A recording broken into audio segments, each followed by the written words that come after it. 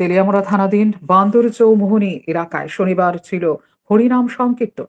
আর এই হরিনাম সংকীর্তন উৎসবের আড়ালে স্থানীয় উৎসব কমিটি এবং একাংশ চুনোপুঁটি নেতাদের অপ্রত্যক্ষ মদতে রমরমা চলছিল অবৈধ ঝান্ডিমুন্ডা সহ রকমারি জোয়ার আসর।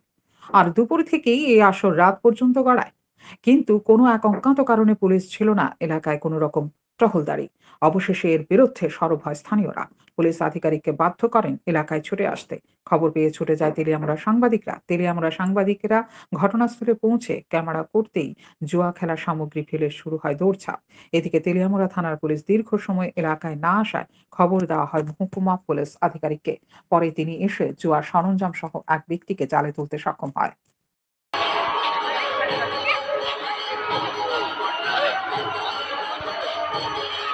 নাম কিটা তোমার? নাম কিটা তোমার? নাম কিটা? আমি তো দেখলো নামে কই আছি কত কইরা কত কইরা টিকেট? জানি না ওইটা ওই যে ওই আসলে তাই না এলো কিটা চলতেছে?